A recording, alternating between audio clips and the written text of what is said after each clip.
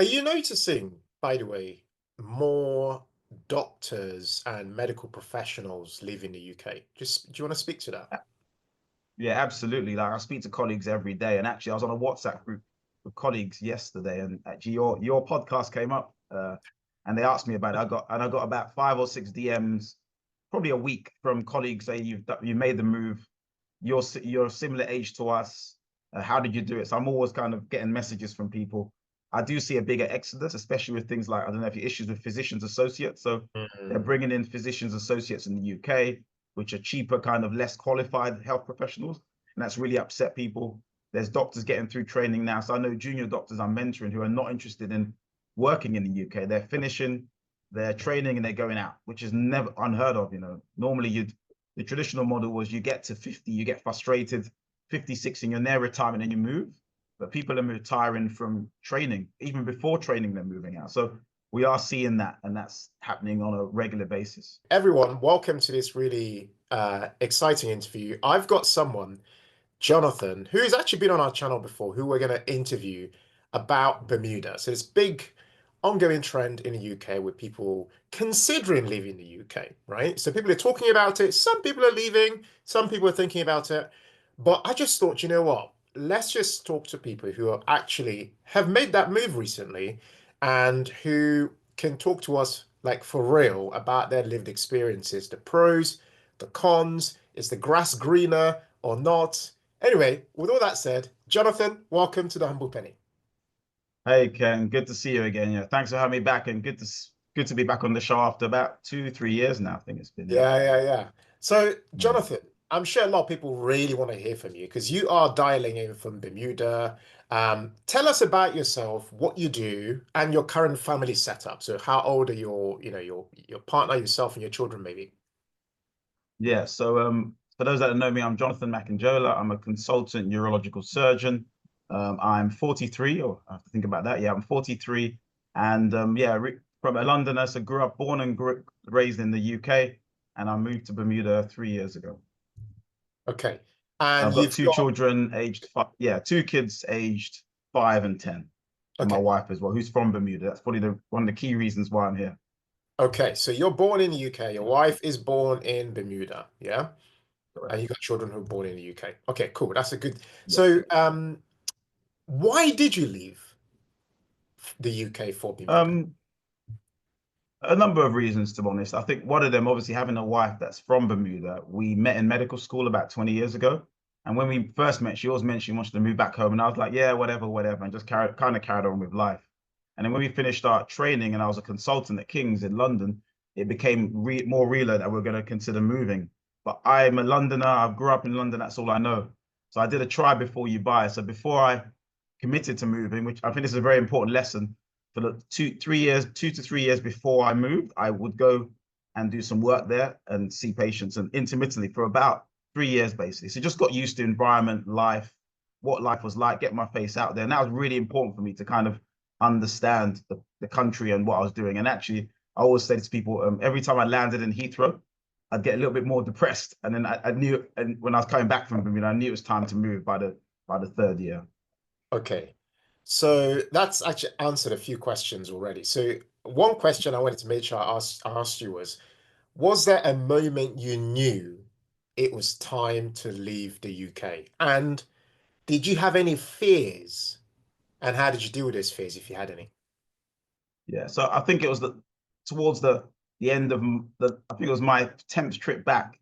And as I said to you, it was I remember it was snowing in England. My flight was cancelled.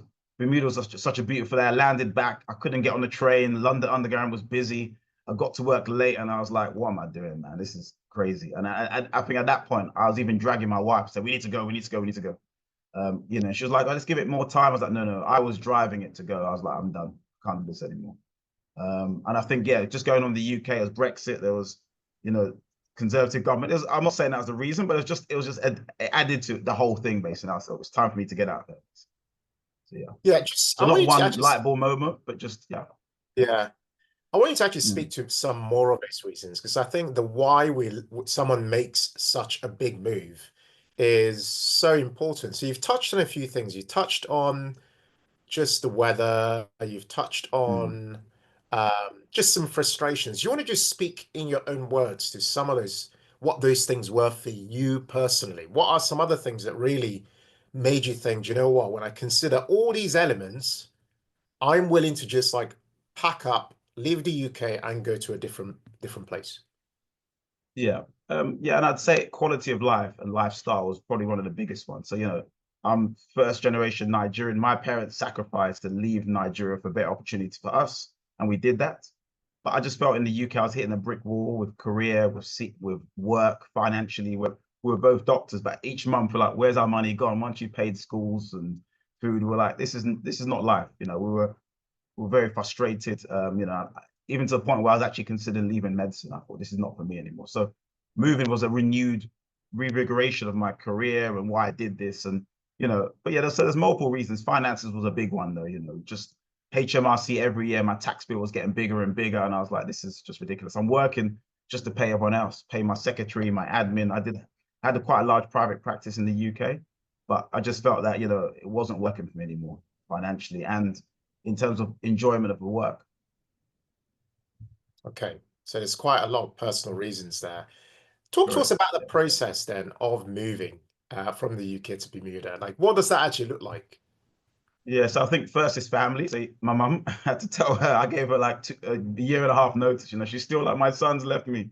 But so family was the first one. Basically, had to kind of speak to family, but they knew pretty early what we were doing and what we were about. And then with work, I didn't say a thing actually because the minute people know you're leaving, you're kind of burned in your career. You're like, oh, that's the guy who's leaving, so you won't be given any opportunities. Mm, You won't be able to do anything. So I kind of left yes. that. I had to give 3 months notice, but I knew within probably a year and a half I was moving, but I became like lead for one of the leads for the department. I had a research project, but I didn't want to burn all of those things and abruptly Mhm, stop those. So it was mhm. business as usual, actually. And actually, some people still don't know I've left because even things like my WhatsApp is still in the UK number. So it's not Yeah. everyone that knows. Well, probably everyone going to know now, basically. But yeah, so career wise, it was that. Financially, it was kind of had a really good accountant, and we started planning early. So Mm, things that I didn't know, like to be a non-tax UK taxpayer, I can't spend more than 90 days in the UK. So what does that mhm, look like? How are we going to plan that? And that's what 3 months. That's quite a lot of mhm. time. Even simple things like being in Heathrow doesn't count as a day in the UK as long as you come out of Heathrow. So I'm going to Europe as long as I'm transiting through, then it doesn't count as one of my days basically. But I Mhm. find actually with my closer and friends as well, that took a bit of time to unpick. But with my closer friends, we're closer now because when I do see them, it's more quality time than just going to check somebody, because. So there was career, there was work, there was financial, tax, and housing as well. We have a house, so we had to kind of switch to a buy-to-let mortgage and then get rented out. So there's a lot of things to do to unpack, but it took about 8 months to a year to really do. And even the physical moving as well, we had to move our whole life from boxes.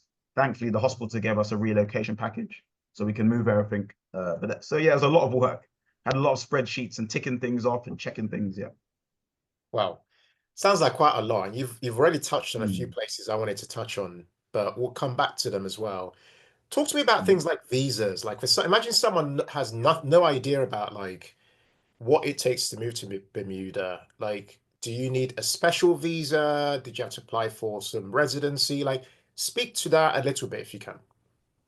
Yeah, so I had a golden ticket, I call it, because I'm married to a Bermudian, so it meant I had the same rights and responsibilities. But speaking on that, the work permit's the biggest one. So say you did get a job here, the work permit can take up to a year, and it's very slow process. It's not very. That's one thing about it's not very efficient here. So you may get a job and have to almost wait a year. And I've seen people personally where they've in that waiting they've become frustrated and moved on to Dubai or somewhere else, basically. So Mhm. it does take a while for the work permit to come through. Police checks as well, letter of good standing if you're a doctor. So there's a lot associated with that. Fortunately, I didn't have to go through that because I was already seen as a Bermudan, and also because I'd done my visiting stint, all the Mhm. licensings and the paperwork has already been done 3, 4 years ago. So it made my journey a bit easier than most. Mhm. Are you noticing, by the way, more doctors and medical professionals leaving the UK? Just do you want to speak to that? Yeah, absolutely. Like I speak to colleagues every day, and actually, I was on a WhatsApp group with colleagues yesterday, and actually, your podcast came up. and they asked me about it. I got about 5 or 6 DMs, probably a week, from colleagues saying you made the move. You're a similar age to us. How did you do it? So I'm always kind of getting messages from people. I do see a bigger exodus, especially with things like, I don't know if you issues with physicians associates. So they're Mm. bringing in physicians associates in the UK, which are cheaper, kind of less qualified health professionals, and that's really upset people.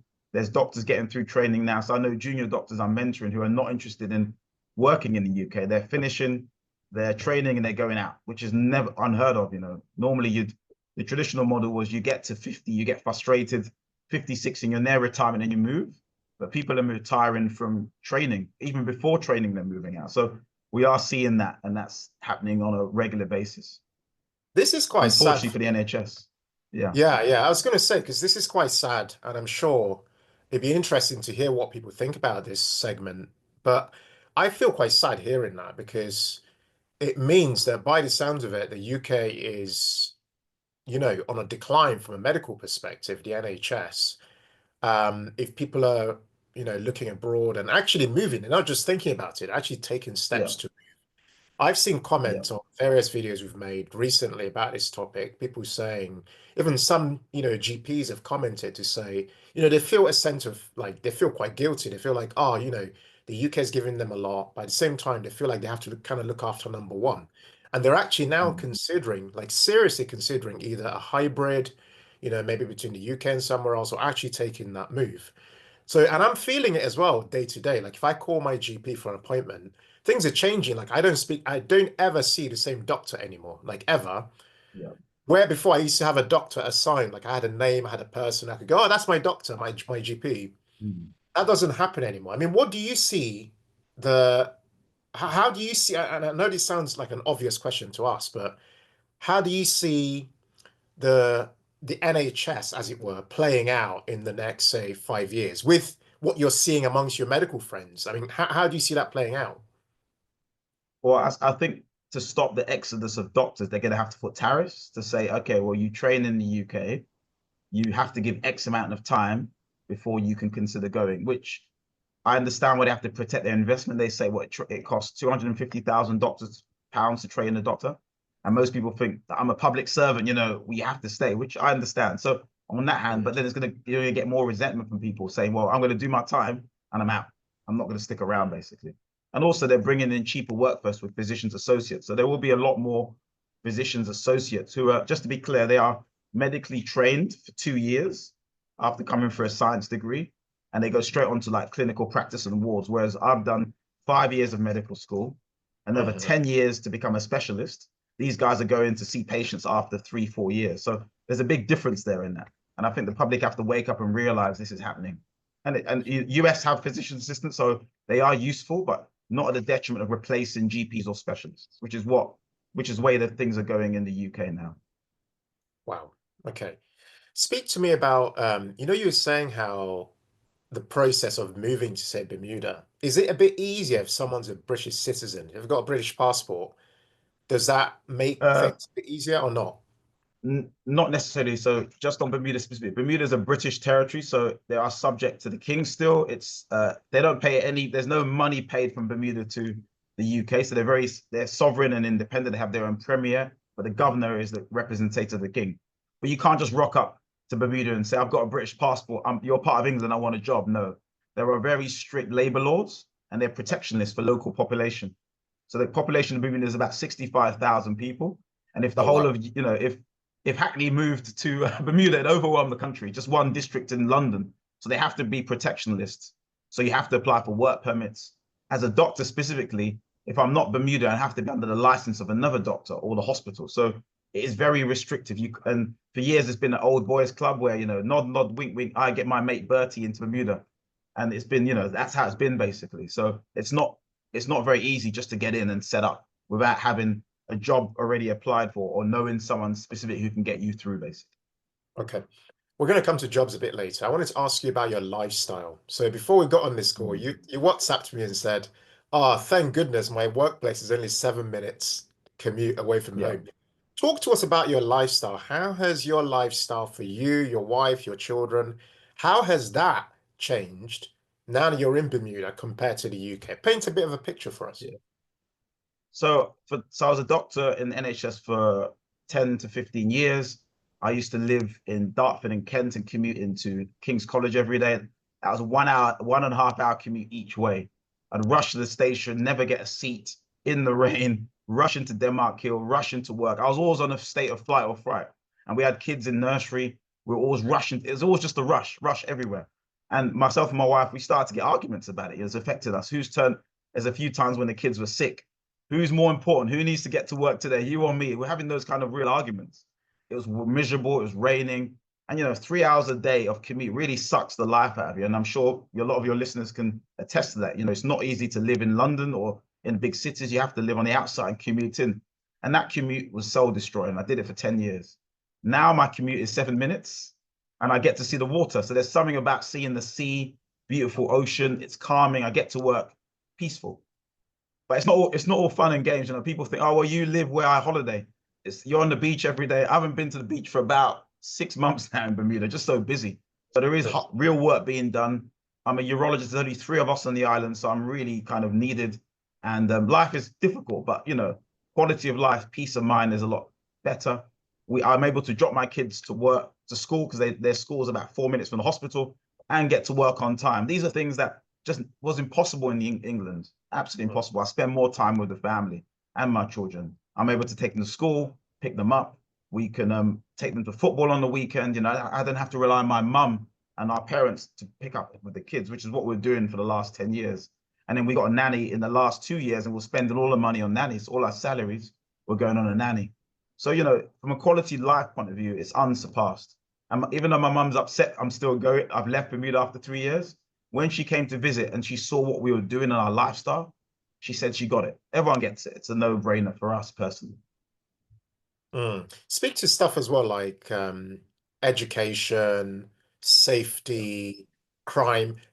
How does that compare for you, looking at where you Yeah, are? so I'll talk. Yeah, so in terms of education, so we did put our kids in private school. We can afford to, and we wanted to say England has a great education system. Even the public system is in certain areas where you live is excellent. We lived in Kent, a lot of good grammar schools, good primary schools. The local state schools in Bermuda, I didn't feel were up to the same standard.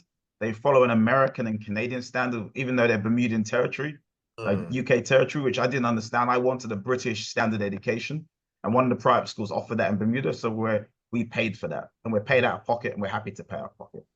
Education and crime is on education after high school or secondary school, there is no university in Bermuda, so they have to leave the island for higher education. Most kids will go to US, but US is super expensive in terms of costs. But being British citizens, they have access to British universities at the same fee as local students with student loans. So they all go to the UK. I'm like, they're going to the UK. On crime, look, crime, it's a small island. Bad things happen, but I don't worry about my wife or children when they're out. I have zero concern about them being robbed, mugged, attacked. My wife can go to, the shopping, the front street, which is our main shopping area. I'm not worried about her bag getting snatched or being attacked. I have zero concern, basically. Again, I'm not saying it's a perfect utopia, but I just don't worry about crime like I did. I lived in, in London, traveled to central London a lot. I was always watching, seeing where I was and checking my purses. In Bermuda, I don't even think about that, to be honest. But it's funny, when I come back to UK, I've got to turn back to London mode again and kind of hustle through. So yeah, education and crime, those, yeah, I don't think those are the two aspects which What about pros the and weather? cons. What impact has being in the sun all the time had on your overall well-being? Do you want to just speak to that as well? Gosh, Weather's a big thing, yeah, it's particularly yeah, for and I'd say yeah, people like exactly. Look us, at our right? pigment. We're designed to be in sunshine. I think mental health, again, I think, look, I'm not here to knock the UK. It's my home. I love London. I'm a Londoner. I'll always love London.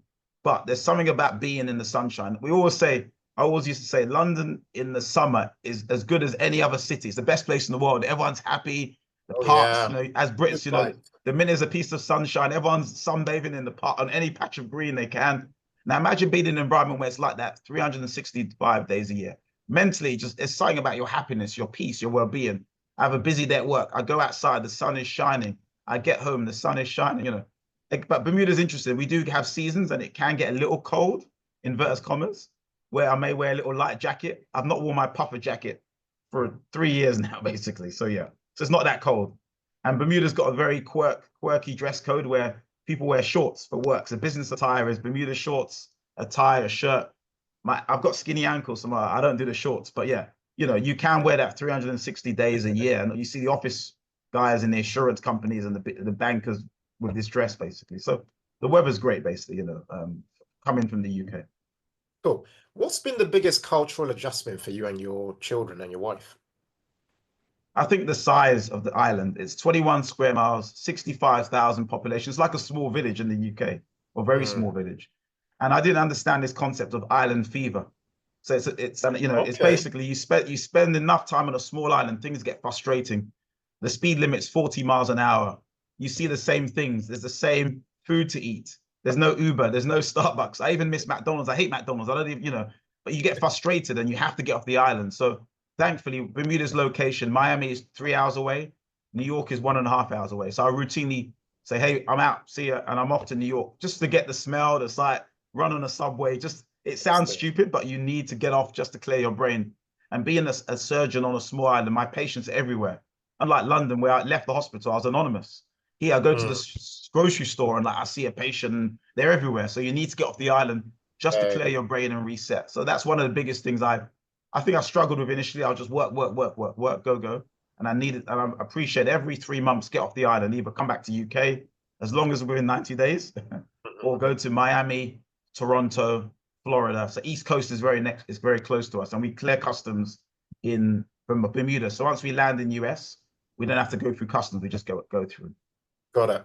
Let's talk about finances now and career like perspective. So when I made a video recently and just talking about how I feel seeing other people like yourself. And by the way, the person who I referenced on the video, my friend, isn't actually somebody else. It's just a coincidence that, and you actually both Okay. know each other, which is which is amazing. Yeah.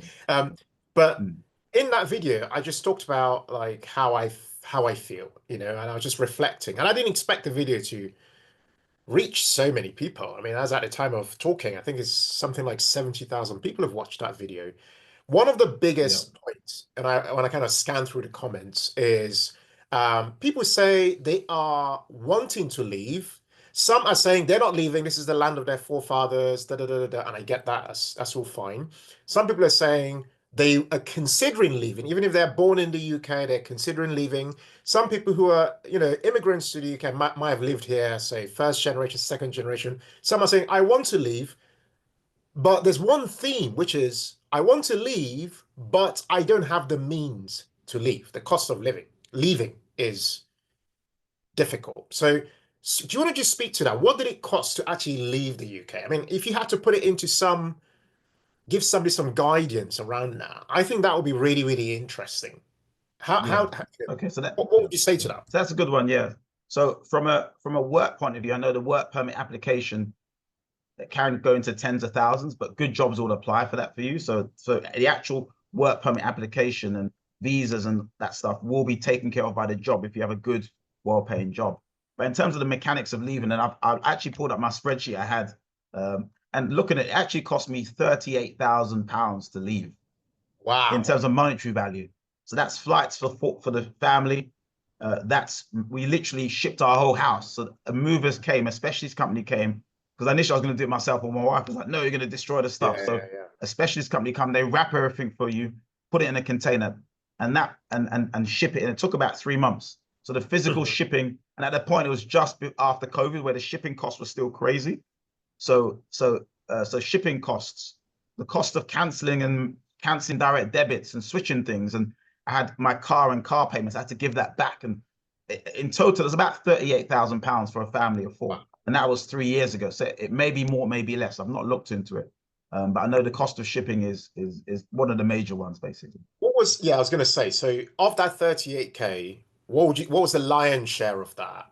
For you, was it just that cost Shipping. of, okay. Correct, yeah, because we literally shipped a four-bedroom house of all our equipment, all our furniture, not power Okay. though, because I realized that in Bermuda it's a US style power. So we gave away our TVs and stuff, but Right, the right. physical stuff we owned, which I've accumulated over 42 years of living in England, Oh, I wow. shipped away. We did keep some stuff in storage Yeah. initially, But every time I went back, it was a waste of money. I was like, why am I spending money for storage? So I'd give stuff away, sell it, get rid of it. So now I don't have any major possessions. I've got a few stuff in my parents' house, but we that was a cost we didn't need basically. Okay. But yeah, And shipping was the major one actually. cool. And this £38,000, again, it's worth mentioning this is a family of four taking all their stuff from the UK, apart from a few things. So it'd be cheap, obviously, if somebody was leaving and they were not taking a load of stuff with them, right? And if they didn't have a family of Correct. four, right? But Yeah. and I want to ask a very obvious question, but it's worth asking, which is how did you prepare for this 38K? Was it just were you saving over a period of time? Did you already have savings? Just give people some context.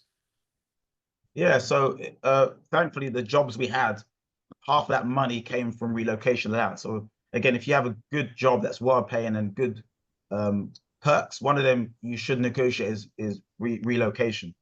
So that's one of them. But in terms of my savings, so I worked in private practice. So once HMRC took 40% of my earnings, I was able to accumulate some savings. So we used savings, joint savings as well. That was major. So mainly savings and the money from the relocation budget we had. Got it. Did you have any UK investments? So if so, what did you do with them now that you're relocating? Yeah, so I had some ISAs, but my accountant informed me that as with the ISAs, you have to be living in the UK to benefit from those. So I did liquidate those ISAs to partly to have some liquid cash when we first moved, and also to help towards that relocation as well. So there are certain investments you cannot have being a non-UK citizen. So I had to liquidate those basically. I had Mhm. quite a bit of crypto as well, which I was able, it's portable. So I was able to port those in my personal key. And the rest of the savings I had, I just left in the UK and some investment and What some about your savings pension? accounts. Did you leave your pension in the So UK? yeah, pension was an important one actually. So pension, the NHS pension is a very generous pension, and it's a final salary take-home pension. And I've paid into it for about 15 to 16 years now. So I did get specific, and that's very important, guys, to get specific, not just tax advice, but pension advice as well. Initially, we considered moving, taking the lump sum of pension we accumulated and moving it to Bermuda, but there are tax implications of that. So I actually decided just to leave it in Bermuda, and my family NHS salary, once I retire, I'm able to draw down on that based on what I put in. So we did consider moving it because Bermuda has got tax treaty with UK, but it made sense. Well, once we went for everything, it made sense to keep it in the UK, Okay. and that's So, very important. Really important advice is very very important. It saves all you a lot right. of money in the long run. Okay. Okay. So to clarify, you left your your final salary pension in the UK Correct. rather than moving it to It Bermuda. won't be much because I finished as a year 5 consultant. I didn't do the full. Most people retire after being a consultant for 20 years, so I'll only get a fifth. What, but up to 5 years of that, but that's fine. Okay. Okay. And it's worth mentioning that obviously when you're getting advice, that advice adds on to the cost of leaving the UK. Correct. Yeah. So yeah, I want to mention actually in that 38K was the tax advice and pension advice as well, which was pretty expensive, but it's money well spent because you don't want to be do the wrong thing, hit with a tax liability or mess up your future pension. So don't just go on YouTube and or internet. Actually speak to someone, sit down, go through your finances, your spreadsheets, and that money's invaluable and money well spent. Cool. So, thank you. Let's talk about income and cost of living now, right? So it's usually when people leave, they're leaving because they're better off somehow in another country. So just give us a guidance, how is your income between you and your wife? Because I think it's actually quite an important point because there's two of you. That's quite a big deal that you've both moved. Correct. So how has income shifted and what does cost of living look like in Bermuda Yeah. relative to, say, the UK? Okay. So um so it's well documented. I've talked about what I was making as an NHS doctor. It's in the previous podcast. With private practice, with NHS, so NHS salary was about 105,000 a year. That's just basis NHS, and private practice took me another double that basically, give or take. In Bermuda now, I'm employed by the hospital, which is a private hospital, but it's a public service, and we're kind of 3 times, 4 times in that amount basically each. So, Wow. from a financial point of view, it's definitely a lot better. So wait, so it's three times your private practice amount in the UK. Correct. That's and insane. combined. Yeah. But remember, with in Whoa. Bermuda, we're paid as US physicians. So this is, you can go on those Instagram Instagram kind of accounts and see when they say, oh, as a US doctor, what are you paid? And Yeah. we see these astronomical amounts. In Bermuda, we're paid as US physicians. Say tag Bermuda based on cost of living to Manhattan in New York. So whatever guys in Manhattan get, that's what we're tagged to in terms of cost of living. So you can, Ah, without giving numbers, you can do the math basically. yeah, yeah, yeah. That's Obviously. just Yeah, a yeah, US. That's US. That's just how, because in Bermuda, so it's not. There's no NHS system. It's a private American style based yeah. insurance system. Whoa. So we're reimbursed as a surgeon. I'm reimbursed as a US physician. But the Wow. advantage is no tax. It's Yeah. important to just process what you're saying. So what you're saying is Yeah. for you three times and your wife three times. Correct. And then what about taxes? How does taxes work in So Bermuda? there's no income tax in the US. I mean in Bermuda. So you pay payroll tax, which I think is like 8%, but there's no income tax on your salary. However, there's a big caveat to that because people, oh wow, it's tax free and Yeah, yeah, yeah. these tax havens basically. But the cost of living is astronomical. So even though you're not getting income tax, they get their money from you in other ways. So our food shopping bill, where we used to spend £120 a month for a family of four, or 150, is now $400-500 a month. A week, sorry, a week. A Yeah, week. a week, absolutely. Wait, So, wait, wait, wait, you know, wait. yeah, let me say it again. So we're spending £120 a week on food shopping on your average out. Oh, We're you're spending spending four 120 a week, not per month. It said a per month. week in the UK. In the UK, sorry, about a week, no, a month. I did it monthly. So in a month, we're spending about 300 a month, 400 a month in the UK. I'm spending Week. that a week in Bermuda.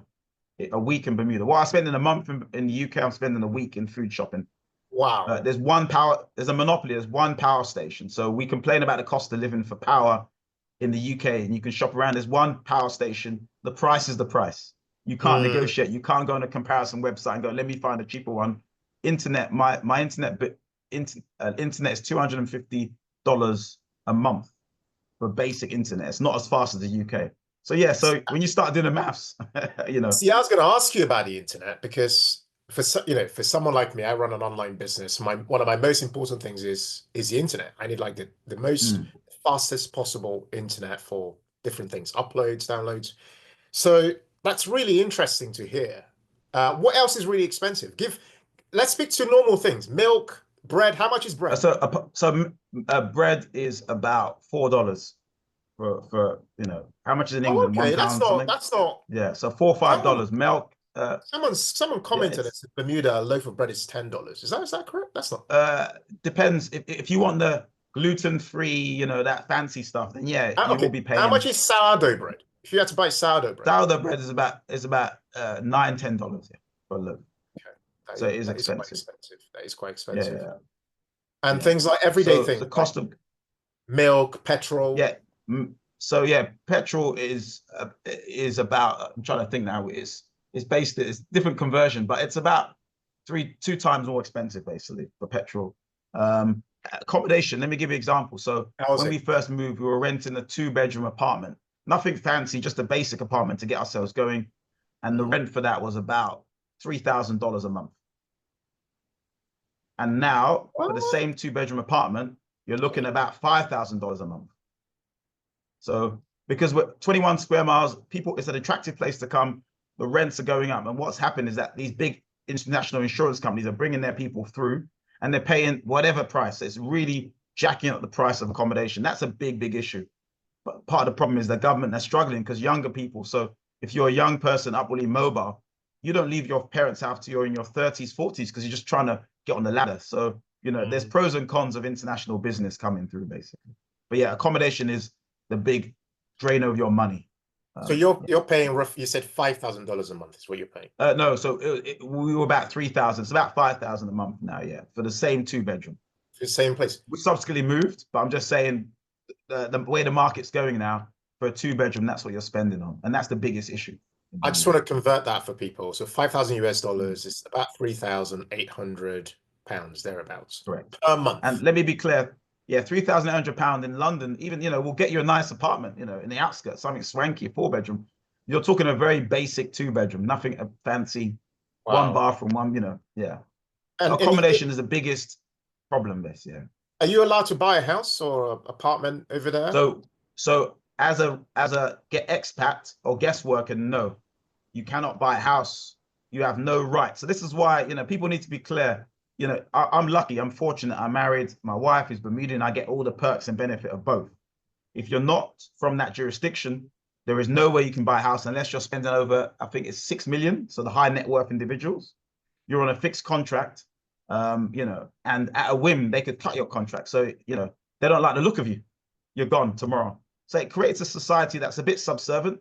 The guest workers want to be there. They love the sun and the beach, but speak to them in the bars, and they're always concerned about their next contract.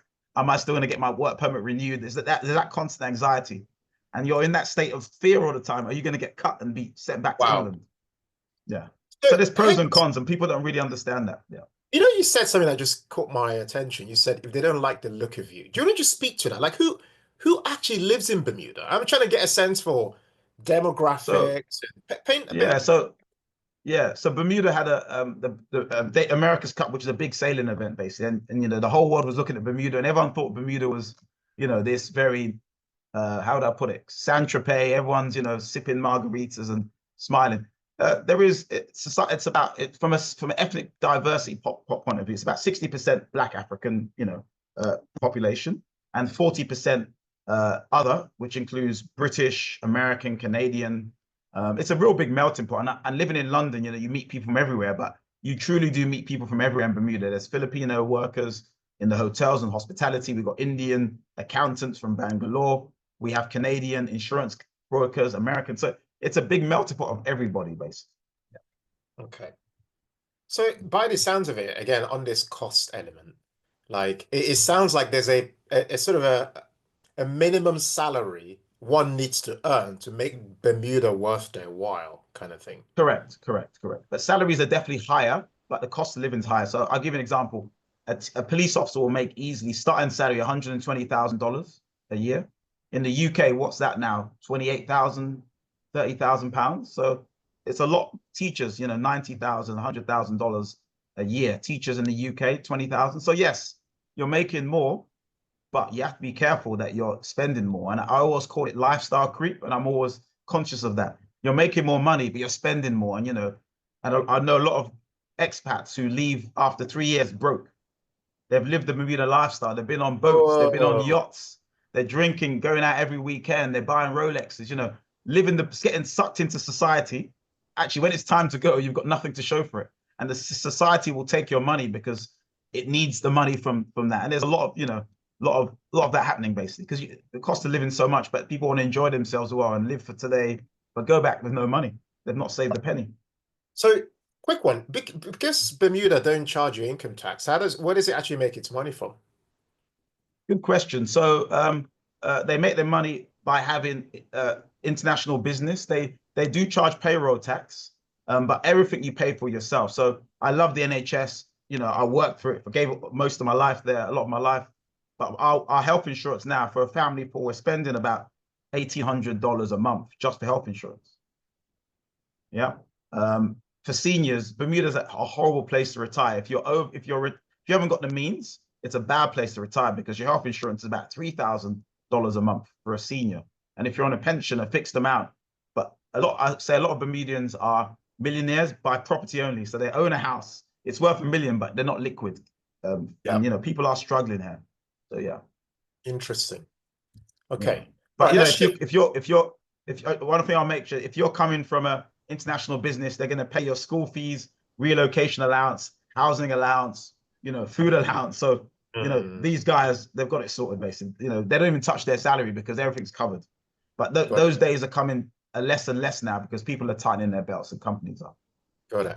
Let's talk about community and social life. Yeah. So what's it been like building a new community in Bermuda? And how does it compare to your UK experience of maybe building a community?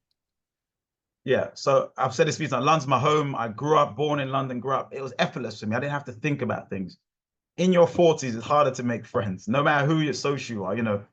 I'm used to kind of seeing my kids, spending time with my family. You have to be intentional about it. And I'm like, oh gosh, I've made up a whole I've got a whole strong network in London. And yes, going back and forward earlier did help a bit, but you have to start from scratch. And I think it teaches you about yourself. You know, we think we go such into our routines in the UK. We know we've got our friends, our people. We don't really make new friends once you come past 35. Your friends are your friends. So I've had to be intentionally. I've joined pickleball clubs. I play tennis now. I've had to kind of put myself out there, which has really been uncomfortable to Mm, find new people that I get on with, basically. And I'm still. It's been 3 years. I'm still searching for that, to be honest. So that's mhm. one of the downsides. I do come back to London, but I realize when I come back, everything's the same. My friends are the same. People are still doing the same things. Yeah. So I miss it, but then I'm happy to be back again. So I'm still finding that balance, to be honest, in terms of Mm, my social. Yes, I'm married to Bermudan. My wife's family is there. That made it a lot easier for me. But in okay. terms of finding my own people, I'm still doing that. I'm still searching basically for that. What about your children? How have they adapted? Oh gosh, they've been absolutely fantastic. You know, like they're always in barefoot now, running around. You know, there's beach. We live 2 minutes from a beach. We've got Wow. waterfront property, so we're on the water. So you know, they love going swimming and things. The kids have adapted really well, and one of my biggest anxieties was pulling them out of UK school system. Yeah. But they were 3 and 8 at the time, and we made a conscious decision to pull them out before 11 plus GCSEs. Once they Ah. get to the age, you cannot move them. I think it's too disruptive. So then you're gonna have to wait till they're 18 to get university. So I think a lot of my colleagues wait and now kind of feel not stuck, that's the wrong word, but they want to get their kids through the UK education system and not Mm, spend a lot of money like we are on private schools to get them through before. So, but luckily we made a decision to move them out before we got into that basically. mhm. So that's interesting because my children are a bit older than yours. So I've got a 12-year-old and a 10-year-old. 12-year-old's Yeah. just passed the 11 plus, obviously. Um, Congratulations. and yeah, and it's been a lot of hard work. Like I feel like I've worked as hard as he has, trying to Yeah, trying to yeah. be that parent who supports him. Same as Mm, Mary, my wife, obviously, and obviously he's now at a local grammar school, and that's a big achievement. It's quite hard, even though you're thinking about like, oh, I want to consider could I consider life outside the UK or a hybrid between the UK and somewhere else? It's hard because then you've got dependents who have their own lives, who you're trying to help them to build their lives. It's just harder. Our second one rather, is going through that process of preparing for the 11 plus now. He's going to have it, do it in September. So I feel like in many ways, it's similar to what you said there, really. Like, even if we wanted to have a bit of a mix, we live in the UK, we've built a life here. This is where I've lived for most of my life. So like there's apart from living in Nigeria in my early years, this is it. This is all I've known, the UK life. So apart from doing what we do now, if I ever wanted to get a taste of, what you're doing, for example, outside of going on holidays, which is what we do, it has to be at 18. It literally has to be that because they're now in this, yeah, secondary school phase. And it's just, for me anyway, it feels very yeah. difficult. I've had colleagues who did disrupt their kids and leave, and the kids suffered for that basically. Just Oh, you've got teenager hormones, new environment, finding friends, different way of doing things, and they struggled basically. So mm, we've seen that. We didn't want to make that mistake. So for anyone considering, I think kids are unless you've got some absolutely incredible opportunity, you have to leave for other personal reasons. Moving the kids is difficult, and it made me realize that England, UK has a really good education system. Even the free systems are excellent. And mhm. I do miss that basically. Otherwise, you're going to pay a lot for that same experience. Yeah, and can you just speak to that paying a lot? I actually want people to understand what that looks like. So Because yeah, in the UK, we kind of so have an school, idea of what it might cost to go to a private yeah, school. It might be something like £1,500 per month per child, something like that, yeah. So right? where Depending on where anywhere you're at. between in Bermuda, you'll be paying anywhere between $2,000 to $3,000 a month per child. Okay. So Okay. So that's yeah, again, not cheap, especially if you've never really paid correct, those costs.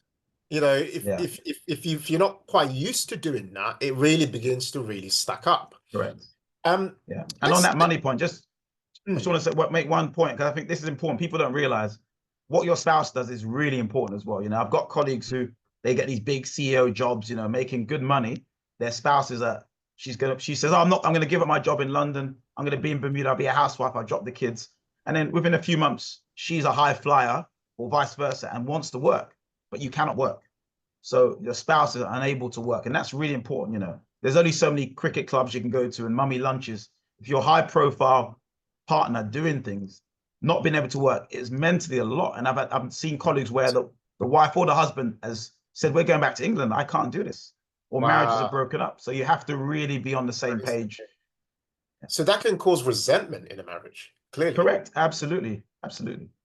Whoa, I hadn't actually thought about it from that perspective, but that Yeah. that makes So that makes imagine your partner cannot work, you know, that becomes a Mm, problem. And then all of a sudden you're making good money, but then on one salary, you're paying, kids' school fees and everything else. It can add up. And pressure, don't and as I keep pressure. saying it, I've met people that have gone back from these tax havens broke, no money. So look, we're coming near the end, and I've got a few more questions, and we'll do some rapid fire ones. But who would you say moving to Bermuda is ideal for? What kind of person? I'd say Bermuda specifically, if you like sport, water sport, we're living on an island, so you have to love the water. So sailing, water sports, you like meeting new people because there's people from everywhere. You like traveling because Bermuda's a great I sound like a tourist agent for Bermuda. You can get to the East Coast within 2 hours, basically. So that's really good. And UK overnight flight is about 6 hours. You have to Mm, kind of know who you are and like your own company as well, because there's times when it's just going to be you. There's not a lot of things to do. You can't just go to central London and meet new people. So you have to be really assured in yourself, basically. mm. And like the outdoor life, there's a lot of beautiful parks and walks and things to do. So if you're that kind of person, great. If you like the fast pace, going to clubs and bars and partying and things, the summer's a great place to be, but all year round it's not like that. And I think you'll struggle basically. Cool. Fine, go And to somewhere else like Dubai or Miami or something else. got it. And what kind of jobs or business opportunities are actually available there? I mean, what do you see? So Bermuda is one of the reinsurance capital of the world, basically. So reinsurance is insuring the insurance companies, so captive. So your legal and generals in the UK or your individual small insurance companies, they get insured by companies in Bermuda. So lots of reinsurance jobs. Most of the ex guest workers working there are in reinsurance, international business, KPMG, Essential, all those big companies are here as well. And I do meet lots of Brits who have worked in the London office and saw an opportunity to transfer to the Bermuda office and do that as well. Hospitality, so hotels, leisure, tourism as well. And actually, the Prime Minister is really encouraging digital nomads. So we had a lot of crypto companies moving in and tech companies moving in as well, basically. So we've got quite a bit of presence. And again, there's tax purposes for those guys as well. So they all come basically, yeah. So international business mainly, hospitality and healthcare is a big one as well. All right, let's do some reflecting now. So, Mm. what do you wish you knew before making your move, and what advice would you give other people? I think me doing the process of coming back and forth for 3 years beforehand was critical, especially for me. Obviously, my wife's from that country. She wanted to move home. She got it. If you just took me, Londoner who knows London, running a million miles an hour, and said to me 10 years ago, I'll be living in Bermuda, I'd laugh in your face. Like, where? What? Where's that? But having the ability to go and back and forward and get my mind around the move, I'd moved a year before we actually physically moved. And that was critical for me. So if you can do that, if you want to go to Dubai, try and get some work where maybe there's a consultancy work in Dubai, back and forward. Try before you really understand society before you move there. I'm not saying it's going to be perfect. You still have issues, and I'm still working through living here, but it makes life a lot easier for you than just turning up and then struggling basically. So that's one of the big things. Financially planning, have a spreadsheet plan. It takes about a year. Make sure you have jobs secure. Don't just say quit your job and move. You have to find a job first before you go. Do not quit your job until you've got the work contract and contract signed physically in your hand. That's really important advice. And just other things, get tax advice and get pension advice as well. Pay for that. Don't go on YouTube or internet. Pay for someone, sit down with them, spend an hour and map everything out for you. That's money well spent. That's good advice. Definitely make sure you speak to a specialist who, if this is something you want to do. Um, do you see yourself returning to the UK permanently, or is Uh, Bermuda a stepping stone to somewhere else, you think? I'll never say never. I don't want to say it never, but I think Bermuda will be my base for tax and other purposes. And then I'll still from my base in Bermuda, I'll be able to move around. And I'm not saying I'm a multi-millionaire, but if you look at the rich, like we have Bill Gates lives here, Oprah Winfrey, we have really high net worth individuals have property in Bermuda. and they fly Oh in their wow. private jets in and out, basically. You know, we I didn't know those guys lived there. That's interesting. yeah, so you see Bill Gates, people see like Michael Douglas walking around the street. Hey, Mike, how you doing? People like Bermuda because there's no hype. People don't harass you. They leave you be, basically. So there are some super and high net worth individuals domiciled in Bermuda for tax purposes. And I think I'll probably be the same. Not saying I'm some super high net worth individual. Mm, But, Bermuda is a difficult place to retire. So we actually had a conversation. Would we retire in Bermuda? I mm, recently spent time in Lisbon. I love the city, really good city, good weather, good food, and actually somewhere I could actually easily see myself retiring too. mm. So you never say never, but would I live in the UK again full time? No, absolutely not. But it's my home. I'll Wow. still visit within 90 days and come back and see people, and people are free to come and visit me as well.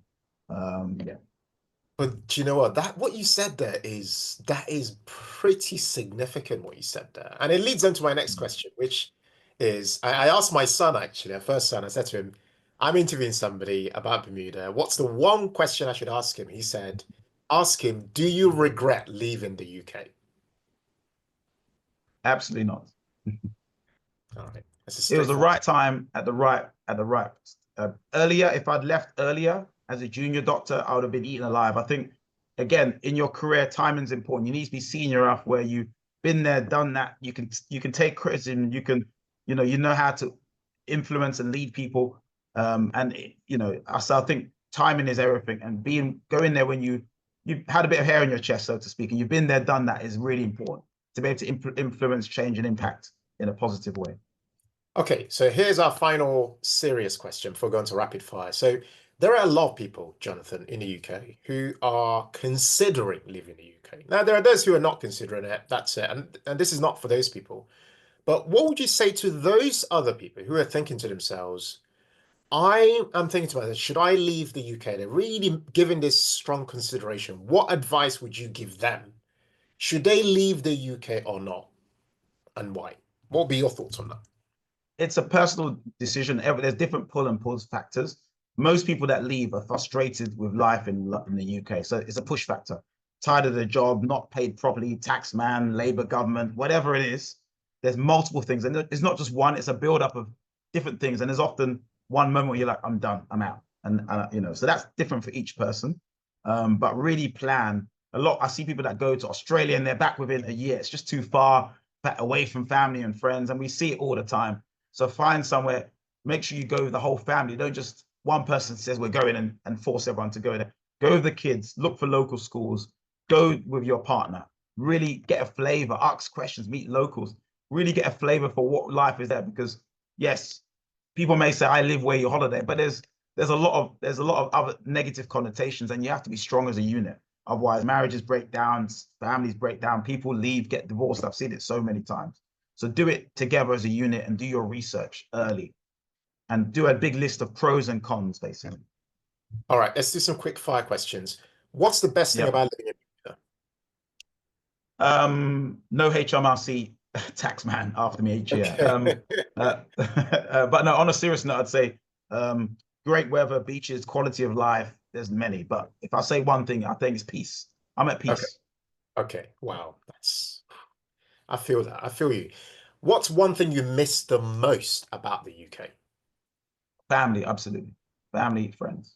100%. Uh, I miss kind of like, individual, like there's a party that I've invited to last week. I can't just get on a plane and go. Well, I can, but difficult. I have to plan it more. And they do things based on me. Let's meet up when Jonathan comes. Let's do it in 3 months. So I miss that. Yeah.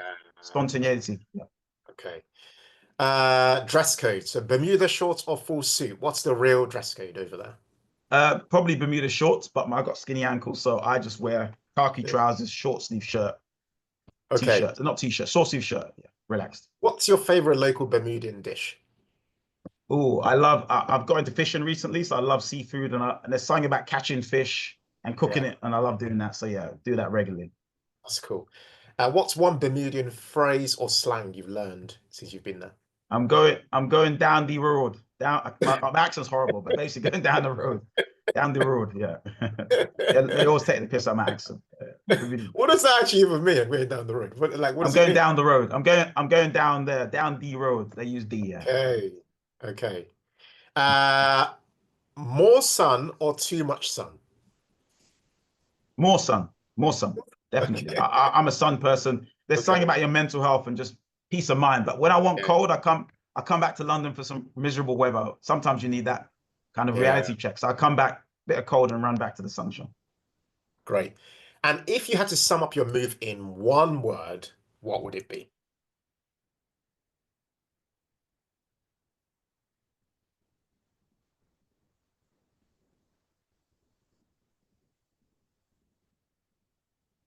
It's a big one, actually. I'd probably Yeah. say,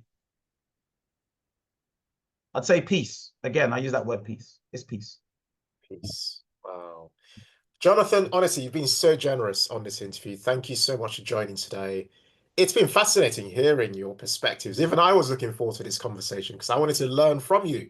Because this topic remains something that I know that pretty much everyone thinks about whether it's something they're actually going to do or not going to do, or not going to do at all. I think this information is invaluable. So thank you for sharing and being really generous with your time. If somebody wanted to reach you and just connect or whatever, where can they find you? On Instagram, so it's at Jonathan Macinjola, Jonathan Mac, I think it is. Or Mhm. you can put, I can send you that handle on the bottom. So I'm Yeah, happy yeah, to yeah. take Instagram or email if there's any questions. I'll send you Cool. that as well. So we'll put all those details in a chat or put them up on the screen or whatever so people can reach out to you. Jonathan, send regards to your wife and children. Thank you so much for joining today. You too. Take care. Have a great day.